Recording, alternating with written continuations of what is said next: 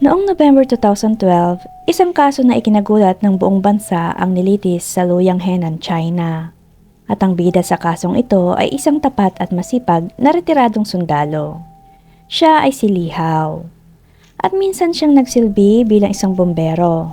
Ngunit para sa taong ito, ang mga bagay na ginawa niya ay talagang kasuklam-suklam. Para sa mata ng maraming mambabasa at sumusubaybay sa kasong ito, si Li Hao ay isang demonyo. At itinatag niya ang kanyang kaharian sa ilalim ng lupa at gumamit ng mga babae para sa live broadcast upang kumita ng pera na lubhang nakakagulat. Si Li Hao ay isinilang sa isang pamilyang magsasaka. Ipinanganak siya noong February 15, 1977 sa Xinye County, Nanyang, Henan Province of China. Mula September 1984 hanggang June 1993, ay nag-aral siya sa elementarya at middle school sa Wangjuang Town, Xinye County, Henan Province. At mula September 1993 hanggang July 1996, nag-aral siya sa isang vocational high school sa Bearing Factory sa Luoyang City. At bagamat hindi masyadong mayaman ang kanyang pamilya, si Li Hao ay naging matagumpay at naging nag-iisang estudyante sa kolehiyo sa kanyang pamilya. At pagkatapos makapagtapos ng kolehiyo, nagsilbi siya sa Pesian Squadron ng Suzhou Fire Detachment. Sunod-sunod siyang nagsilbi bilang Deputy Squad Leader at Squad Leader noong 1999. Napili siya bilang Non-Commissioned Officer at na-discharge mula sa hukbo noong April 2005. At pagsapit ng 2006, nagsilbi si Li Hao sa Fire Brigade sa loob ng 9 na taon. Pagkatapos ay pinili niya magtrabaho sa lokal na Technical Supervision Bureau dahil sa kanyang down-to-earth at may kakayahang personalidad. Labis na hinangaan siya ng amo at mga kasamahan sa trabaho. At sa panahong ito, nabuhay si Li Hao sa buhay na pinapangarap ng maraming tao. Hindi lamang dahil sa siya ay may matatag na kita sa trabaho, kundi ay mayroon din siyang magandang asawa at matalinong anak. Kung kaya niyang mamuhay ng mapayapa habang ganito ang kanyang buhay, magiging maliwanag sana ang kanyang kinabukasan. Ngunit hindi maisip ni Li Hao na ang isang pagtitipon ng kanilang mga kaibigan na kanilang idinaos ay ganap na magpapabago sa landas ng kanyang buhay. Noong 2009, inanyayahan si Li Hao na dumalo sa isang reunion ng kanyang mga kaklase sa high school. Lahat sila ay mga kaibigan niya na hindi niya nakita sa loob ng maraming taon. Kaya tuwang-tuwa ang lahat sa reunion. Pinag-usapan ng lahat ang kanilang kasalukuyang sitwasyon at kahit na siya ay isang mabuting kaklase, mayroon pa rin siyang comparison mentality sa kanyang puso. Walang gustong mamuhay ng mas masama kaysa sa iba. At habang siya ay nasa reunion, tumingin siya sa mga taong nakapaligid sa kanya. Lahat sila ay nakasuot ng ginto at pilak. Hindi niya alam kung sinadya ba nilang magpakitang gilas o kung maayos ba silang malamit. Sa mga oras na yon ay medyo hindi siya komportable. Sa patuloy niyang pakikinig sa mga kwentuhan sa kanila, lumalabas na ang iba sa kanila ay naging big boss. Ang iba ay may matataas na posisyon sa kapulisan at ang iba ay napaka-successful sa army. Kung magbabalik tanaw, iniisip ni Li Hao na isa siyang maliit na miyembro ng section na wala pang nararating. Sa patuloy na pag-iisip ni Li Hao, hindi niya maiwasan ang hindi komportableng nararamdaman. Siya'y orihinal na naiinggit sa kanila. At iniisip niya kung paano siya magiging napakalakas at maunlad tulad nila. At pag-uwi niya ng bahay, lalong naargabyado si Li Hao habang iniisip ito. Iniisip din niya na hindi niya ito palalampasin at gagawa siya ng isang paraan para umunlad. Kaya't sinabi niya sa kanyang asawa na gusto niyang lumabas ng bansa at magkaroon ng karir. Sobrang suportado din siya ng kanyang asawa at pakiramdam niya ay palaging tapat ang asawa at sobrang tiwala ito na magkakaroon siya ng karir sa labas ng bansa. Ngunit iniisip niya na kung ano ang kanyang gagawin. Bilang isang veterano, si Li Hao ay walang anumang espesyal na kakayahan maliban sa kanyang lakas.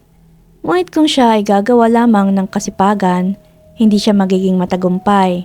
Ngayon ay muli siyang nahihirapang mag-isip. At sa kanyang bakanteng oras habang siya'y naglilibang at nanonood sa isang pornographic na website sa computer, ay naakit siya sa isang sexy at magandang babaeng bida. At upang makakita ng higit pang mga nagagandahang mga babae, ay nag-recharge siya ng ilang dolyar ng ilang beses.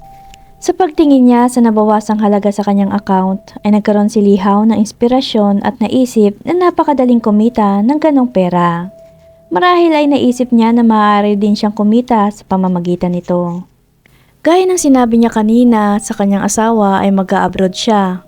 Pagkatapos ay umupa siya ng bahay sa isang malayong lugar sa pangalan ng kanyang asawa. Walang masyadong traffic sa lugar na yon. Napaka-convenient para sa kanya para magsagawa ng maruming operasyon na naisip. Inayos niya ang bahay na ito na may 2 palapag, isang basement at isang silid sa itaas. Sa ganitong paraan ay matagumpay niyang naitayo ang kanyang base. Siya'y gumugol ng mahigit 1 taon sa paghuhukay ng cellar. Ang nasabing kulungan ay inilarawan bilang pinagtibay na underground cellar at subterranean prison, na kung makikita mo ay sa itong bilangguan at karaniwang itinatayo sa ilalim ng lupa ng mga kastilyo at tinatawag itong piitan, kulungan, cell or selda. Ang cellar ni Lee ay matatagpuan sa ilalim ng bahay na kanyang binili. Ang sukat ay wala pang 20 square meters. Mayroon itong lagusan na nagdudugtong sa bodega ng alak na may diameter na bukas na 60 cm. Mayroon itong masikip na daanan at para makapunta ka sa cellar ay maaari lamang gumapang sa pamamagitan ng isang tao. Ang tunnel na ito ay dininsenyuhan ng 2 silid tulugan. May 4 na metro bawat sukat sa ilalim ng cellar. Naglagay si Lihaw ng 7 metal na pinto upang hindi makatakas ang kanyang mga bihag. Ang piitan ay may sukat na 215 square meters. Sinasabing ito ay isang mabaho at maruming cellar. Ngunit ano nga ba ang plano ni Lihaw? Lumalabas na nakatutok si Lihaw sa iba't ibang entertainment venue, katulad ng mga karaoke bars, dahil alam niyang napaka-receptive ng mga babae doon at kasabay nito ay kapos sila sa pera. Sa makatuwid ay nagkusa si Lihaw na makipag-usap sa mga babaeng ito at sinubukang mapalapit ang loob sa kanya, nang sinasabing ang paraan para kumita ng pera para sa kanila ay mas madali kaysa dito. Bagamat mayroong mga babae ang hindi naniniwala sa sinabi niya, mayroong ilan na kumagat sa pain. At hindi nagtagal ay matagumpay niyang nahuli ang babaeng si Xiaofei na 18 taong gulang. Dinala niya si Xiaofei sa kanyang basement. Noong una ay hindi alam ni Xiaofei kung ano ang nangyayari dito. Ngunit naisip na lang niya na medyo madilim at hiniling niya na umalis na lang. Ngunit sa oras na ito ay tila nagbago si Lihaw. Hindi lamang naging mabangis ang kanyang mga mata. Itinulak pa niya si Xiaofei sa kama at saka ginahasa. Pagkatapos ay kinulong ni Lihaw si Xiaofei sa basement. Pinapakain siya sa takdang oras araw-araw at mayroon ding espesyal na palikuran sa bahay. Kapag wala siyang magawa ay pumupunta si Lihaw sa basement at gagawa ng mga brutal at di kanais-nais na aksyon kay Xiaofei. At noong 2011 sa parehong paraan ay ginamit ni Lihaw ang kahiyayang pangnilinlang para mahulog sa bitag ang 4 pang mga babae. Magkakasunod niyang dinala sina Xiao Shenshen na 16 na taong gulang, Xiang Duan, 20 taong gulang, Xiao Chai, 16 na taong gulang, at Xiao Ma na 23 taong gulang. Paulit-ulit niyang ginahasa ang mga babae dahilan para mabuntis si Xiaofei. At sa paulit-ulit na pang-aabuso at panggagahasa ni Lee sa mga babae, ay sinabak din sila ni Lee sa prostitusyon. Sinasabing sa pagitan ng March at April 2011, pinilit ni Lee ang mga kababaihan na gumanap sa mga online porn site. Bumili siya ng isang computer at video head at tagbukas ng koneksyon ng broadband sa kanyang kulungan. Inuutusan niya ang mga babae na gumawa ng malaswang palabas sa bawat isa tulad ng pakikipagtalik sa isa't isa sa harap ng computer. Inunan niya ng record ang mga bawat may init na eksena at ibinenta ang mga ito sa mga manonood sa Tencent para sa mga presyong 50 yuan o 500 pesos para sa 30 minuto at 100 yuan o 1,000 pesos para sa 50 minuto. Sa oras ng insidente ay nakapag-record si Lee ng higit sa 50 malalaswang video at nangolekta ng libo-libong yuan mula sa mga customer at nakukuha ang pera sa pamamagitan ng Alipay at iba pang online banking transaction. At dahil hindi naging maganda ang takbo ng negosyong hubot-hubad na pakikipag-chat, napakaliit ng tubo ni Lihaw at kailangan niyang suportahan ang mga babaeng ito. Naisip niya na hirap siya sa pera at mas mabilis kumita ng pera sa pamamagitan ng pag-organize sa mga nakakulong na babae na lumabas para sa mga prostitusyon.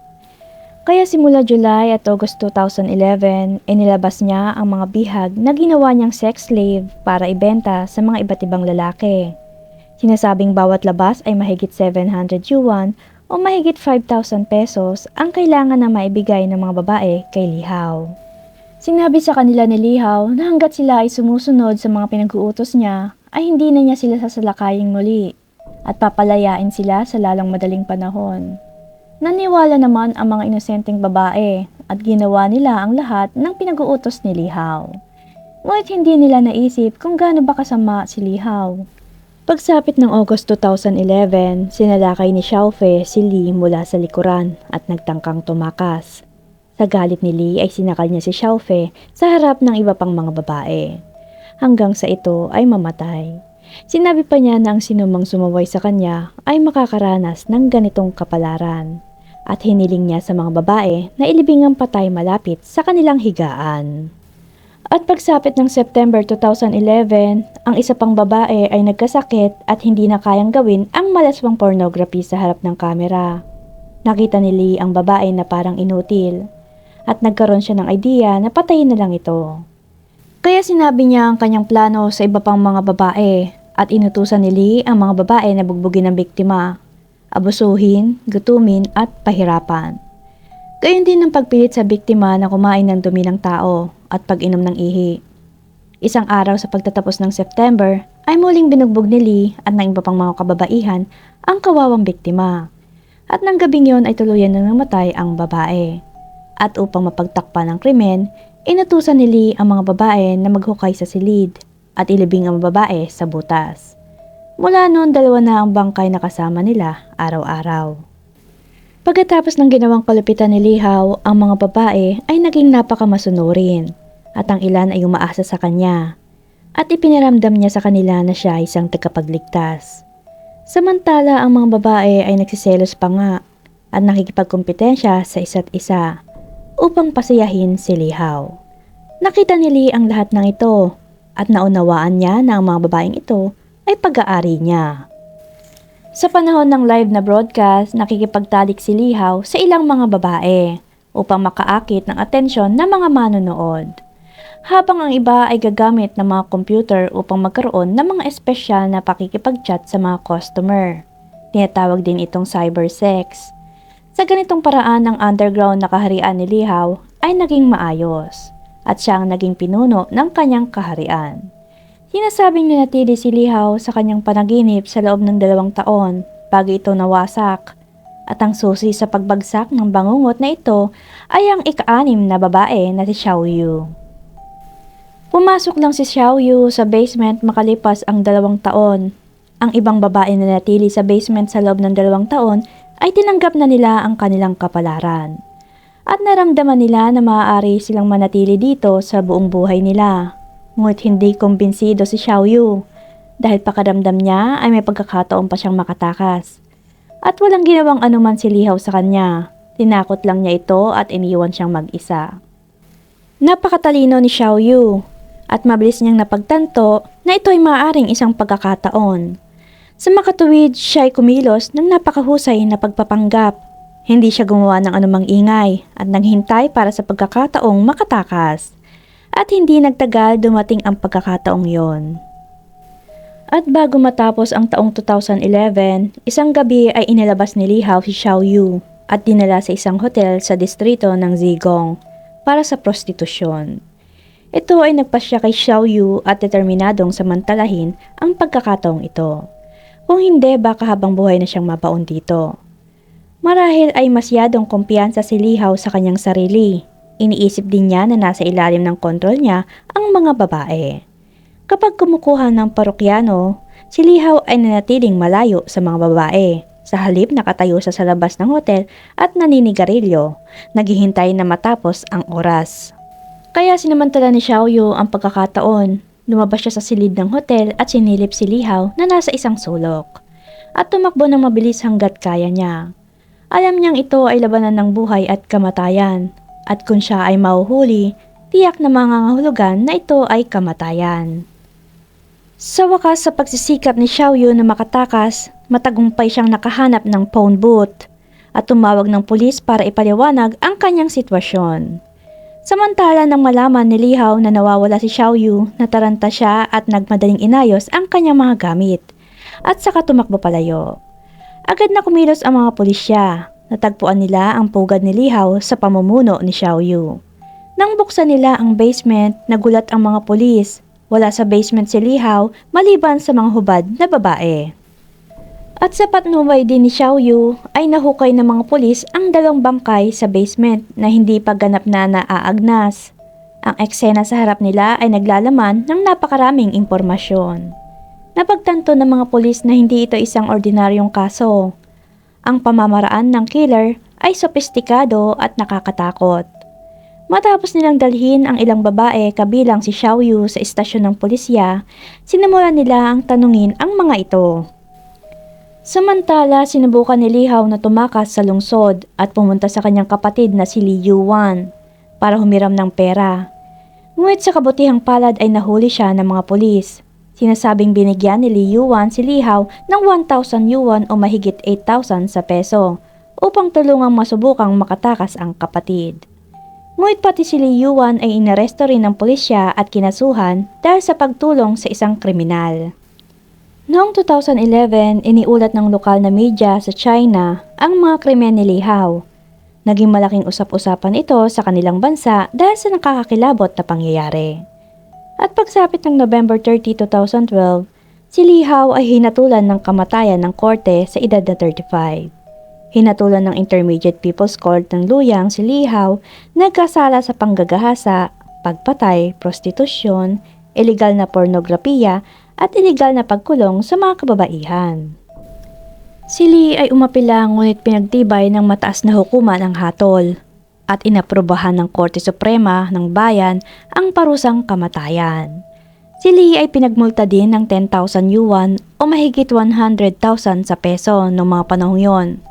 At pagsapit ng January 21, 2014, matapos ang huling pagbisita ng kanyang mga kamag-anak sa isang detention house, ay tuluyang binitay si Li Hao. Ang kasong ito ng sex slave na ikinagulat ng bansa ay natapos na. At ang mga nasugatang babae ay bumalik sa lipunan sa lalong madaling panahon, pagkatapos na makatanggap ng profesional na pisikal at mental na pagpapagamot.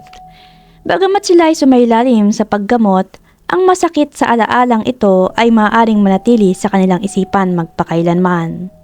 Ang residente namang si Kom Yong-soo na nakatira sa gusali sa itas ng piitan ni Li Hao ay nagsabi na ang mga krimen niya ay hindi nila maisip at maging sila ay nanginginig sa kaso ng sex slave ni Li Hao.